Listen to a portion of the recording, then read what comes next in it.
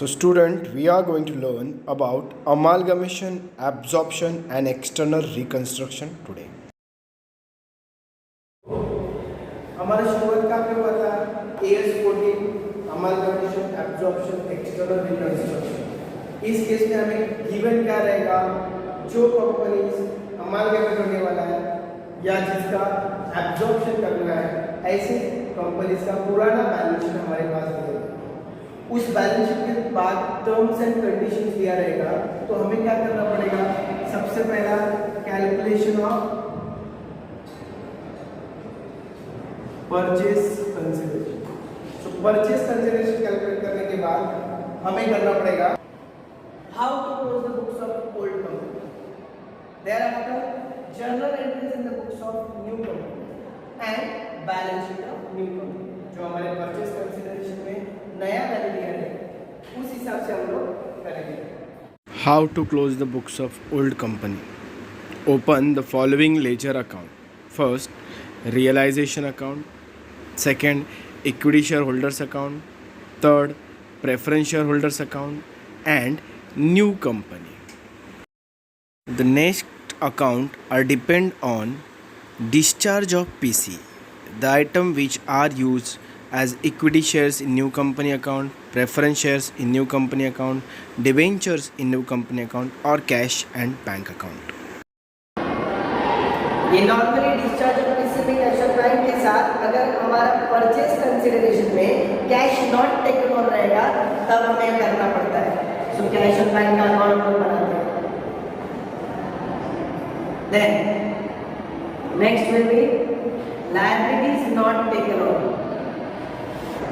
सो अगर प्रॉब्लम में कोई लायबिलिटीज नॉट टेकन ऑन बता गया तो liabilities not taken on account बनाना है। तो ये हमने लेजर्स बनाने का पहला स्टेप है। The next will be to transfer every item from the given balance sheet as per we can say at book value. हमारे लिए बहुत जरूरी है कि हम लोग बुक वैल्यू मतलब हमारे बैलेंस शीट में लिखा हुआ अमाउंट में हमारे एसेट्स और लायबिलिटीज, बैलेंस शीट के आइटम कौन से होते हैं? एसेट्स और लायबिलिटीज को पोस्ट करते हैं। सबसे पहला चीज दिमाग में रखना है, एसेट डेबिट बैलेंसेस होते हैं एंड लायबिलिटीज क्रेडिट बैलेंस है, बराबर है। अगर मैं बात करूं एसेट्स का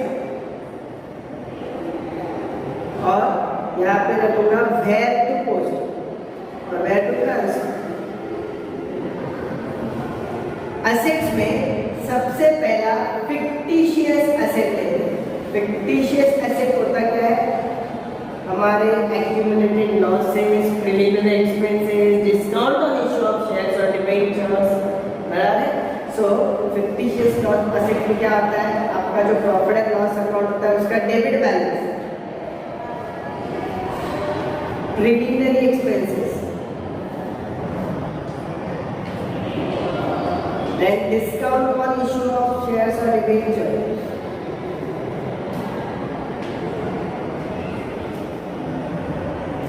इस तरह का कोई भी फिक्टिशियस एसेट अगर हमारे ओल्ड कंपनी के बैलेंस शीट में अवेलेबल है तो उसे पोस्ट करना पड़ेगा। अभी ये जिम्मेदारी किसका है?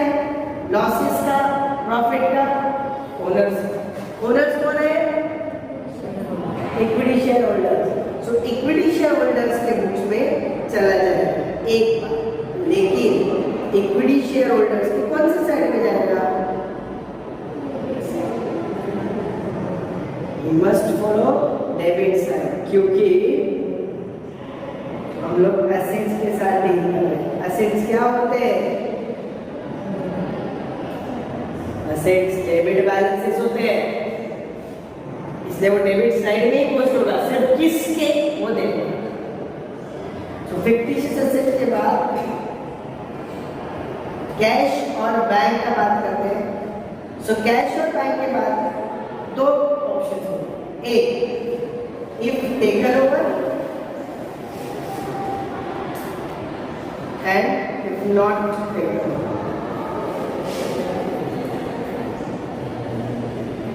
सो कैश और बैंक अगर टेकन ओवर है तो टेकन ओवर के केस में वो पोस्ट होगा रियलाइजेशन अकाउंट। हमने रियलाइजेशन अकाउंट बनाया, सो रियलाइजेशन अकाउंट के डेबिट साइड में and if not taken over तो हमने कैश और बैंक का अकाउंट बनाया है, सो कैश और बैंक के डेबिट साइड में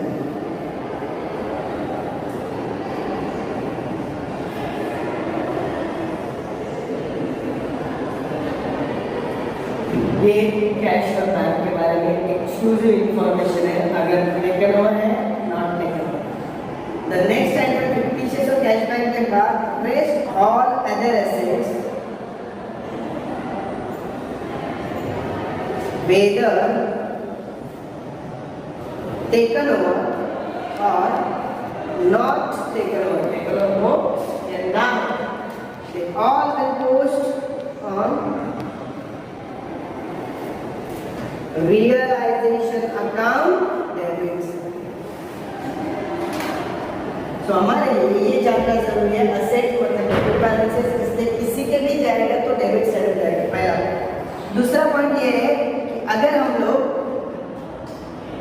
टेकन ओवर का बात कर रहे हैं तो रियलाइजेशन में जाने वाले हैं और नॉट टेकन ओवर का बात करेगा तो कैश बैंक का अपना अकाउंट होगा। लेकिन all other assets whether taken over और not taken over they should be go to realisation. ये ट्रांसफर एवरी आइटम में से हमने असेट्स को कवर किया। Now will move ahead for liabilities. Liability का सबसे पहला आइटम रहेगा इक्विटी शेयर कैपिटल, बराबर है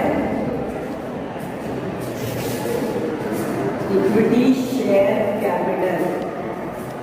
सो इक्विटी शेयर कैपिटल अकाउंट का जो भी बैलेंस है वो जाएगा किसके पास, ओनर्स के पास। ओनर कौन है, equity share holders. Will go to equity share holders account के क्रेडिट से।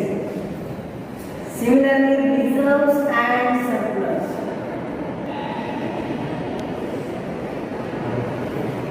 Again, equity share holders account में क्रेडिट से। ये क्या चीज है यहाँ, जो ओनर है उनका कंट्रीब्यूशन अगर इक्विटी शेयर में है तो इक्विटी शेयर कैपिटल को मिलेगा। जो ओनर्स है उनको रिजर्व्स एंड सरप्लस का हक है। ओनर्स है उनको लॉसेस भी बियर करना पड़ता है। जो इक्विटी शेयर होल्डर्स के डेबिट में लॉसेस गए हैं, प्रॉफिट होगा तो क्रेडिट में जाएगा, फिक्स है। देन अदर देन दैट अगर हमारे पास प्रेफरेंस शेयर कैपिटल रहा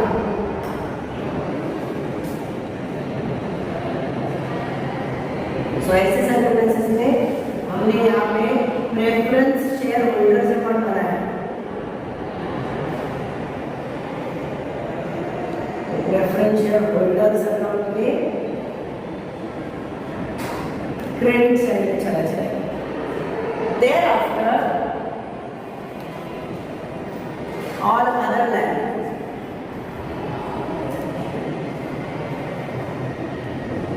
इसमें सिचुएशन ये रहेगी if taken over. So taken over के सारे आइटम्स हमारे रियलाइजेशन में चले जाते हैं। सो रियलाइजेशन में ही चला जाएगा, रियलाइजेशन और साइड होगा क्रेडिट। ऑफ कोर्स क्योंकि क्रेडिट बैलेंसेस है, liabilities credit. Then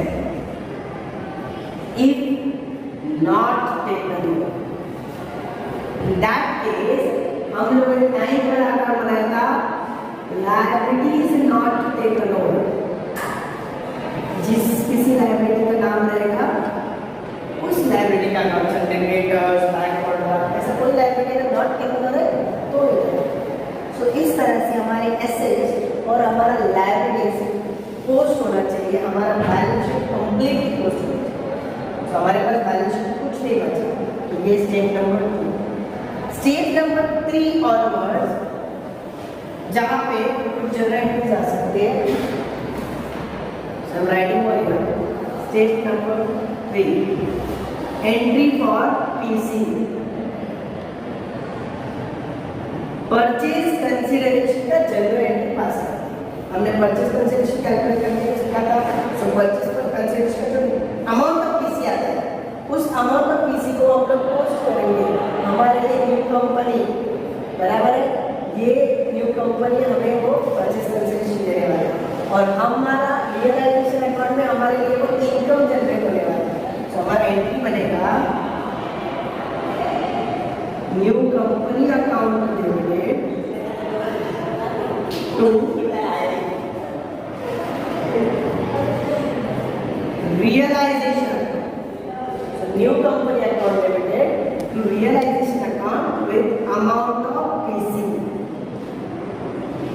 Purchase consideration का जो नेट अमाउंट है वो यहाँ पे पोस्ट करने का न्यू फर्म के डेबिट में, रियलाइजेशन क्रेडिट में, इनकम है रियलाइजेशन हमारे फर्म के लिए। अभी ये तो एंट्री हुआ। देन डिस्चार्ज ऑफ पीसी क्या होता है? डिस्चार्ज ऑफ पीसी, ये परचेज कंसिडरेशन का अमाउंट किस तरह से देने वाले हैं, देने का तरीका क्या है? There are 4 options to discharge PC: equity shares in new company, preference shares in new company, debentures in new company and cash और बैंक। सो यहाँ पे डिस्चार्ज ऑफ पीसी करते वक्त पीसी किसको देने वाले हैं? कौन देने वाला है? न्यू कंपनी, बराबर है। सो हमें क्या मिलने वाला है? Either equity shares in new company, तो ओल्ड कंपनी के लिए नए कंपनी के इक्विटी शेयर्स इन्वेस्टमेंट बन जाएंगे ना, asset debit. So equity shares in new company, something percentage रहेगा तो preference shares in new company, thereafter debentures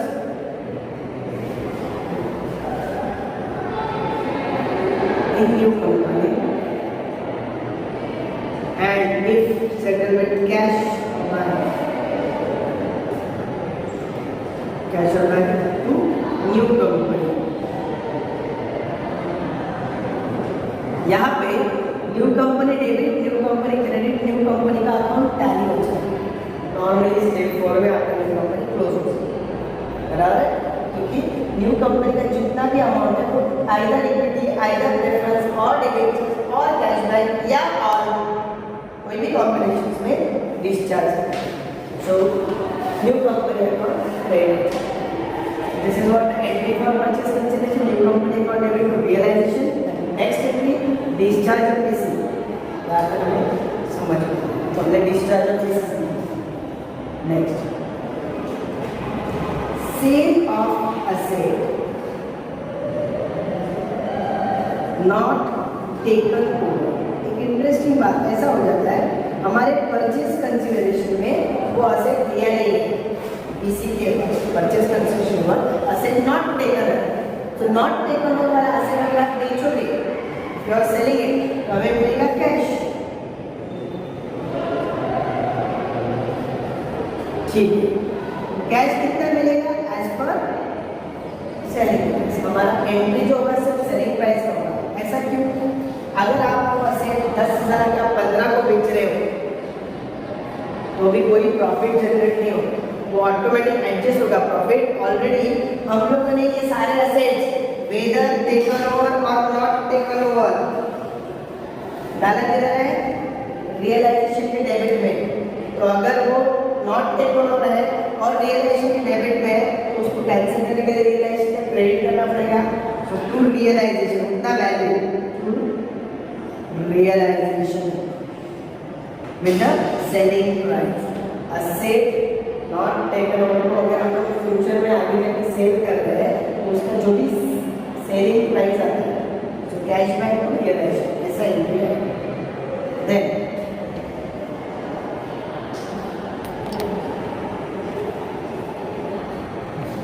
payment of liabilities. अगर हम लोग लायबिलिटीज पे करते हैं, बराबर है, कौन सा? Not taken over.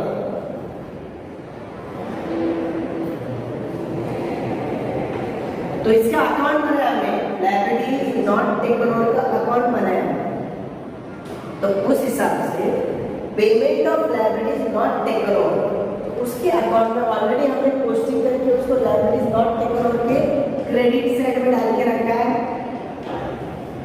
जब हम लोग उसको पेमेंट करने जाएंगे तो लायबिलिटीज नॉट टेकन ओवर के डेबिट में आएगा, लायबिलिटीज नॉट टेकन ओवर का डेबिट साइड, ये बराबर है जितना हमारा पे करने वाला। तो से for example liabilities not taken over opening amount 10,000 का, आप 8,000 में सेटल करना है। अगर वो 8,000 में सेटल होने वाला है तो 2,000 का डिफरेंस है। अभी आप लोग सिर्फ एंट्री पास करेंगे liabilities not taken over to cash out bank, आप पेमेंट कर रहे हो। यहाँ पे मैं लिखूंगा close liabilities not taken over. इसके बाद हम लोग क्या करेंगे, स्टेप नंबर 6 को मैं कंटिन्यू कर रहा हूँ। Close liabilities not taken over account and transfer the difference. अब ये डिफरेंस बोला, इधर प्रॉफिट हो सकता है, लॉस हो सकता है। ऐसा भी हो सकता है कि 10,000 वाला लायबिलिटी 12,000 पे सेटल करना पड़ेगा, इंटरेस्ट बना है। तो 10,000 का लायबिलिटी अगर 12,000 पे सेटल करने वाले हो तो एक्स्ट्रा पेमेंट हो, तो क्रेडिट साइड में ज़्यादा अमाउंट। ऐसे सिचुएशन में डिफरेंस, डेबिट डिफरेंस आ सकता है, क्रेडिट डिफरेंस आ सकता है, कोई भी डिफरेंस हो, हम लोग क्या करेंगे, transfer the difference to realisation account. क्योंकि प्रॉफिट होगा तो रियलाइजेशन की क्रेडिट में जाएगा, लॉस होगा तो रियलाइजेशन की डेबिट में। So transfer the difference to realisation. This is what the statement for payment of liabilities. So हमने एंट्री फॉर पीसी डिस्चार्ज समझ लिया, asset not taken over, liabilities not taken over. तो ये हिसाब से इसके बाद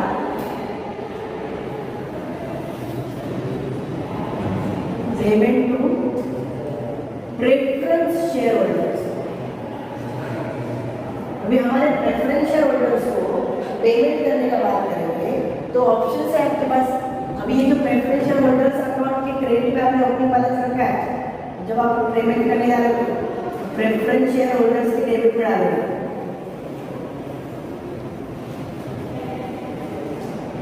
टू, उनको क्या कह सकते हो, आइदर इक्विटी और प्रेफरेंस शेयर कैपिटल। तो क्या लिखेगा,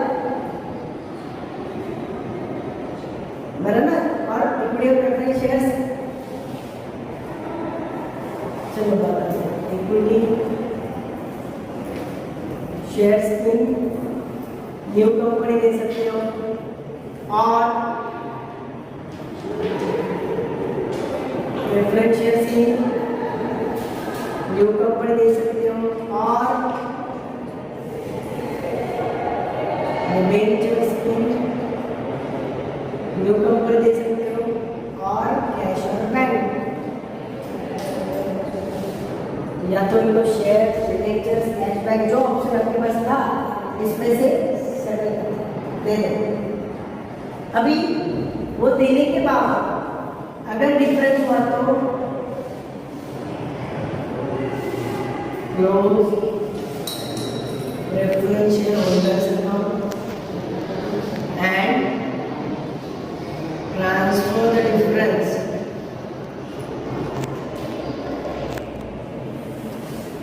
realization।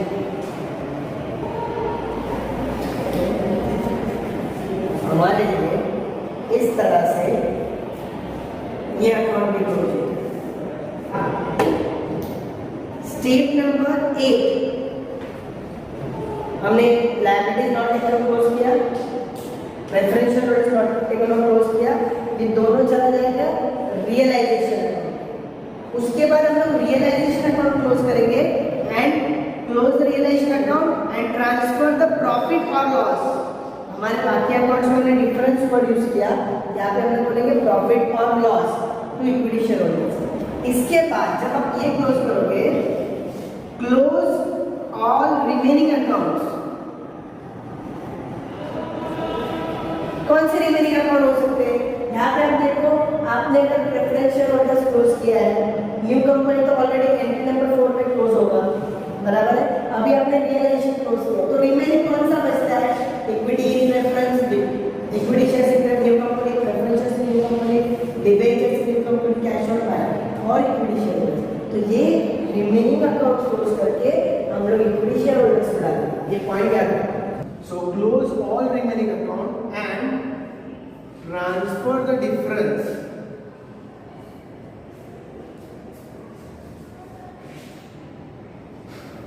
to equity shareholders. Thereafter, tally equity shareholders.